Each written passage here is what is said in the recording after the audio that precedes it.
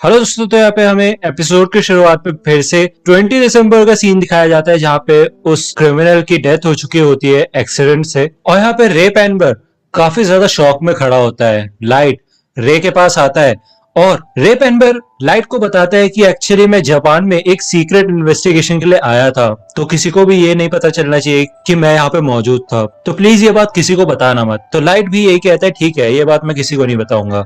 जब रे वहां से चला जाता है तो लाइट मन में यही बोलता है कि वैसे भी मैं भी नहीं चाहता कि मेरे डैड को या फिर पुलिस को ये बात पता चले कि तुम मुझसे मिले थे, वरना मुझ पे ही शक जाएगा। और वैसे भी पुलिस इस एक्सीडेंट को नॉर्मल एक्सीडेंट की तरह ही देखेगी। यहाँ पे हमें रे पेनबर के घर का सीन दिखाया जाता है और वहाँ पे उसकी फियोन्से होती है। जब रे घर पे आता है तो वो काफी थका थकाया लगता है और रे अपनी फियोन्से को बताता है कि क्या हुआ था। यहाँ पे उसकी फियोन्से बोलती है कि तुम्हें नहीं लगता कि उसका मरना काफी ज्यादा अजीब बात है, और तुम तो अपनी इन्वेस्टिगेशन कर रहे थे, है ना?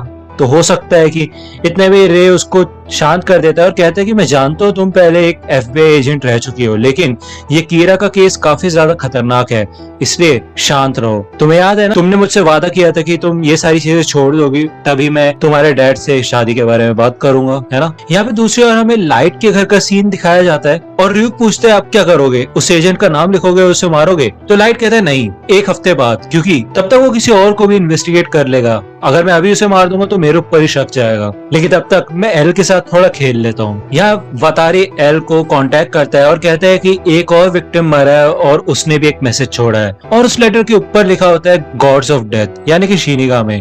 तो पहले लेटर में लिखा होता है एल क्या तुम्हें पता है, और दूसरे लेटर में लिखा होता है शिनिगामी। तो एल कहता है कि क्या ये क्या कहना चाहते हैं कि शिनिगामी सच में होते हैं? तो यहाँ पे एल वतारी को बोल देता है कि पुलिस स्टेशन पे पूरी नजर रखना, क्योंकि हो सकता है कि कीरा कोई और भी मैसेज भेजे। यहाँ पे हमें दिसंबर 27 का सीन दिखाया जाता है, यानी कि ठीक उस एक्सीडेंट के एक हफ्ते बाद। यहाँ पे सबवे के अंदर लाइट खड़ा होता है और वो कहता है कि इतने समय से जो हम एक्सपेरिमेंट कर रहे थे आज वो काम आने वाले हैं। यहाँ पे वो ryuk को बताता है कि मैंने एक चीज नोटिस की है, जैसे कि तुम जानते ही हो कि किसी के नाम लिखने के बाद ही हम एक्सीडेंटल डेथ या फिर उसकी डिटेल्स लिख सकते हैं, लेकिन अगर हम डेथ नोट में पहले से ही ये सारी डिटेल्स वगैरह लिख दे तो हमें सिर्फ नाम लिखने की जरूरत है, उसके बाद वो चीज हो जाएगी। तो यहाँ पे ryuk कहता है क्या बात है, ये चीज तो मुझे भी नहीं पता थी। तो यहाँ पे हमें लाइट के प्लान का छोटा सा आइडिया दिया गया होता है। यहाँ से रे पेनबर निकलता है और लाइट उसके पीछे चला जाता है और कहता है रे पेनबर अगर तुम पीछे मुड़े तो मैं तुम्हें मार डालूंगा, मैं कीरा हूँ। तो यहाँ पे पहले रे पेनबर काफी ज्यादा शॉक हो जाता है और कीरा उसे सावधान करता है और कहता है कि कोई भी चालाकी मत करना वरना मैं तुम्हें मार डालूंगा। यहाँ पे रे पेनबर बोलता है कि ये आवाज ये मैंने कहीं ना कहीं तो सुनी है। लाइट बोलता है कि पहले मैं तुम्हें साबित करके दिखाऊंगा कि मैं ही कीरा हूँ। वहाँ पे चश्मे में एक आदमी होता है एक कॉफी शॉप पे।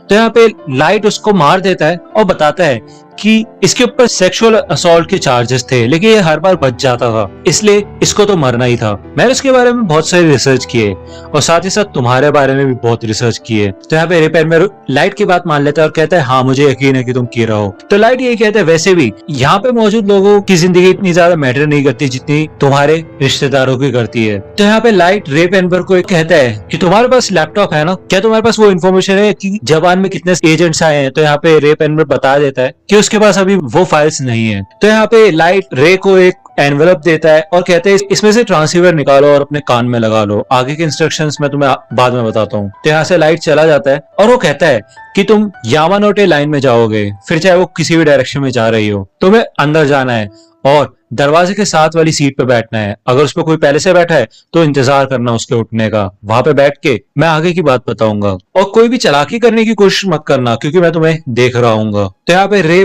बैठ जाता है और लाइट यहाँ पे पूछता है कि अब मुझे बताओ कि कितने एजेंट्स यहाँ पे आए हैं और उनका प्लान क्या है। तो यहाँ पे रे पेनबर यही बताता है कि टोटल 12 लोग हैं। लाइट कहता है कि अब जो तुम्हारे पास एनवेलप है उसे खोलो और उसमें से जो भी चीज है वो बाहर निकालो। तो यहाँ पे हमें दिखाया जाता है कि एक पेपर सा होता है और उसमें वहाँ पे बीच बीच में लिखने की जगह होती है। लाइट कहता है कि सबसे ऊपर वाली जगह पे उस एजेंट का नाम लिखो जो कि तुम्हारा इंचार्ज है। तो यहाँ पे रे सोचते हैं कि ये करना क्या चाहता है और इसका प्लान क्या है, लेकिन मेरे को उसकी बात माननी ही होगी, और वैसे भी वो सिर्फ नाम से तो किसी को नहीं मार सकता। तो यहाँ पे लाइट कहता है आप अपना लैपटॉप ओपन करो, तुम्हें तुम्हारा सुपीरियर सारे एजेंट्स की इन्फॉर्मेशन भेज देगा और उसमें उन सभी एजेंट्स के नाम और फेसेस होंगे। तो यहाँ पे रे पेनबर चौंक जाता है कि ये हुआ क्या, ऐसे कैसे भेज सकता है वो मुझे। यहाँ पे लाइट कहता है अब इन सबके चेहरे देखो और एक के बाद एक इनका नाम उन खाली जगहों में लिखो। तो यहाँ पे रे पेनबर बोलते हैं कि ये कीरा करना क्या चाहता है, मुझे तो कुछ समझ नहीं आ रहा। यहाँ पे वो सबके नाम लिख देता है और लैपटॉप बंद कर लेता है। अब लाइट कहता है कि वो सारी चीजें उसी एनवेलप में डाल दो ट्रांसीवर के साथ और उसे अपने ऊपर मौजूद रैक पे रख दो और ध्यान रखना कि तुम्हें कोई देख ना रहा हो। जब तुम बिल्कुल श्योर हो जाओ सिर्फ तभी ट्रेन से उतरना। तो यहाँ पे रे सोच रहा होता है कि यार ये आवाज मेरे को याद क्यों नहीं आ रही, मेरे को पता है मैंने ये कहीं ना कहीं तो सुनी थी। यहाँ पे शाम 4:41 का सीन दिखाया जाता है और जैसे ही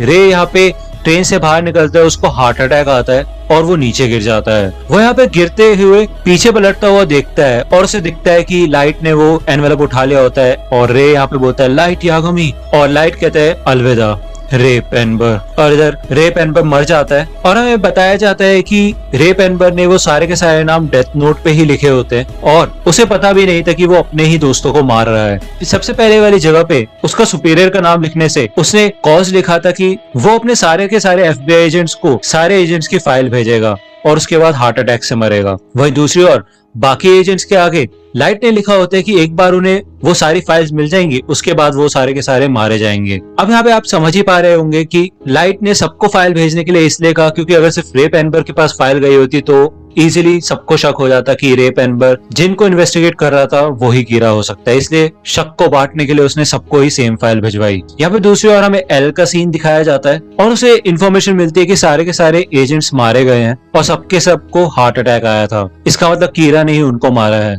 एल मुझे माफ करना लेकिन FBI अब तुम्हारी मदद नहीं करेगी। तो यहाँ पे चीफ यागामी भी एल से कांटेक्ट करता है और वो कहते हैं कि मैंने FBI के डायरेक्टर से बात की। क्या बात है एल? उनके हिसाब से तुमने FBI का सहारा लिया था हमारी जांच पड़ताल करने के लिए। तो एल कहता है हाँ।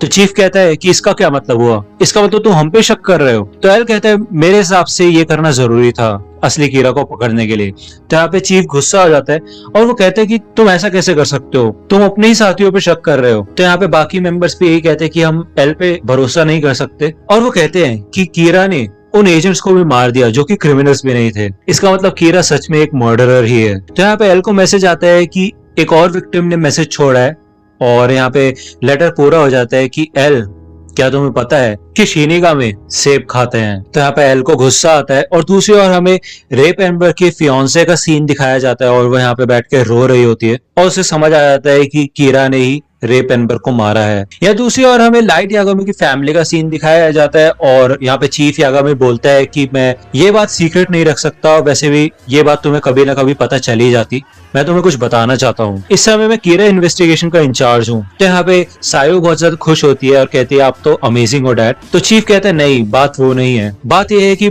कल 12 FBI एजेंट्स को कीरा ने मार दिया जिनको जापान भेजा गया था। तो इसका मतलब यह है कि कीरा उन सबको मार सकता है जो कि उसे पकड़ने की कोशिश करेंगे। इस वजह से बहुत सारे ऑफिसर्स ने पहले ही अपनी जॉब छोड़ दी है। तो यहाँ पे सायो कहती है कि मैं नहीं चाहती कि आपको कुछ हो तो आप भी जॉब छोड़ दो और उसकी वाइफ भी बोलती है, लेकिन चीफ यही कहता है कि मैं ऐसे चुप नहीं बैठ सकता और बुराई को जीतते हुए नहीं देख सकता। तो यहाँ पे लाइट कहते हैं कि डैड मेरे को आपके ऊपर गर्व है लेकिन मैं आपको वादा करता हूँ कि अगर आपको कुछ भी हुआ तो मैं उस कीरा को छोड़ूंगा नहीं। तो यहाँ पे चीफ बाकी सारे पुलिस ऑफिसर्स को कहता है कि कीरा उन सभी को मार डालेगा जो भी उनके बीच में आएगा या फिर उसको पकड़ने की कोशिश करेगा। मैं नहीं चाहता कि तुम अपनी जिंदगी खतरे में डालो, अपनी जिंदगी के बारे में सोचो, अपनी फैमिली के बारे में सोचो। अगर कोई भी इस केस से हटना चाहता है तो मुझे बता सकता है, चिंता मत करो, मैं तुम्हारी रैंक नहीं गिराऊंगा। मैं बस उन लोगों को चाहता हूँ जो कि सच में अपनी जान खतरे में डालना चाहते हैं और कीरा को पकड़ना चाहते हैं। तो यहाँ सबके सब लोग बातचीत करते हैं और दूसरी ओर हमें यहाँ रे पेनबर की फियांसे का सीन दिखाया जाता है और वो यहाँ बस ड्राइवर से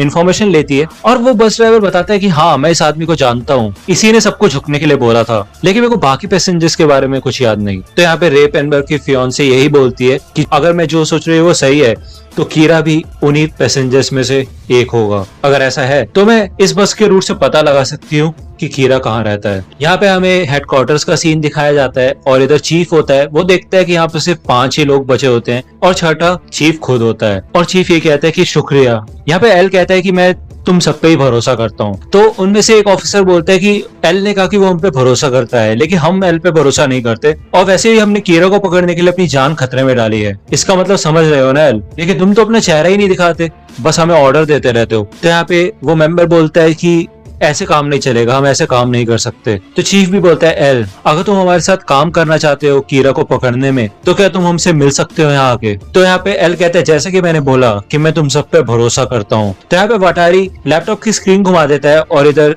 एल टेक्स्ट करता है और कहता है कि जो भी मैं तुम्हें बताने वाला हूँ वो हम 8 लोगों के बीच में ही रहनी चाहिए। मैं तुम 6 के 6 लोगों से मिलना चाहता हूँ क्योंकि मैं तुम पे भरोसा करता हूँ, लेकिन उससे पहले मैं चाहता हूँ कि तुम सब पुलिस बिल्डिंग से बाहर जाओ और एक बार फिर से सोचो कि क्या तुम मेरे पे भरोसा करते हो। तो यहाँ पे हमें पुलिस एजेंसी के बाहर का सीन दिखाया जाता है और ये लोग यही कहते हैं कि एकदम से हमसे मिलना क्यों चाहता है, इसने पहले भी इतने सारे केसेस को खुद सॉल्व किया है, तो अब क्या हो गया, इस केस में क्या अलग बात है। मुझे नहीं समझ आ रहा, हो सकता है कि वो बस एक नकली आदमी को हमसे मिलने के लिए भेज दे जिससे कि हमें तसल्ली मिल जाए, और वैसे हमें पता कैसे चलेगा कि वही असली एल है। तो यहाँ पे चीफ यही कहते हैं कि नहीं ऐसा नहीं है, उसने शुरुआत में बोल दिया था कि उसको जापान पुलिस की मदद की जरूरत है। तुम ऐसे सोच सकते हो कि शायद एल इसी वक्त का इंतजार कर रहा था क्योंकि पहले बहुत सारे लोगों ने एल पे भरोसा नहीं किया था, इसी वजह से हमारे हेडक्वार्टर से ही क्रिमिनल्स की इंफॉर्मेशन लीक हुई और इन्वेस्टिगेशन तब तक नहीं हो सकती जब तक हम एक दूसरे पे भरोसा नहीं कर सकते हो। तो यहाँ पे चीफ यही बताते हैं कि इसका मतलब एल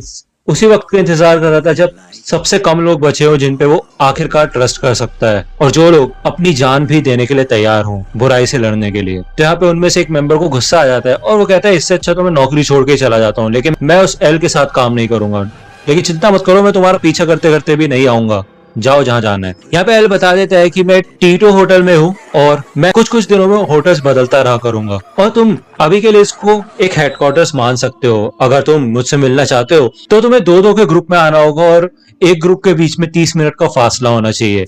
कुछ इस तरीके से आना कि सबके सब लोग 12 बजे तक रात में यहाँ पे पहुंच जाएं। यहाँ हमें एल का सीन दिखाया जाता है और वो कहता है कि अब हमारे बीच में दूरियां कम हो रही है कीरा, और कोई बात नहीं अगर मेरे को अपना चेहरा पहली बार लोगों को दिखाना पड़े तो। अगर तुम्हें इस मीटिंग के बारे में पता चलेगा तो तुम भी मेरे करीब आने की कोशिश करोगे और तभी मैं तुम्हें पकड़ लूंगा। या दूसरी ओर हमें लाइट का सीन दिखाया जाता है और वो कहता है कि पिछले कुछ दिनों में मैंने बहुत चीजें की है, अब मुझे सोचने दो कि कोई गलती तो नहीं हुई और मुझे अब आगे क्या करना चाहिए। एल, असली लड़ाई तो अब शुरू हो रही है। यहाँ पे हमें दिखाया जाता है कि चीफ एल के रूम में आ जाते हैं और दरवाजा खटखटाते हैं और दरवाजा खोलते साथ ही यहाँ पे एपिसोड एंड हो जाता है। तो दोस्तों आज की वीडियो के लिए सिर्फ इतना ही। आई होप कि आपको ये वीडियो पसंद आई होगी। अगर आपको ये वीडियो पसंद आई हो तो प्लीज लाइक कीजिए, अपने दोस्तों के साथ शेयर कीजिए और मेरे चैनल को सब्सक्राइब करना मत भूलेगा।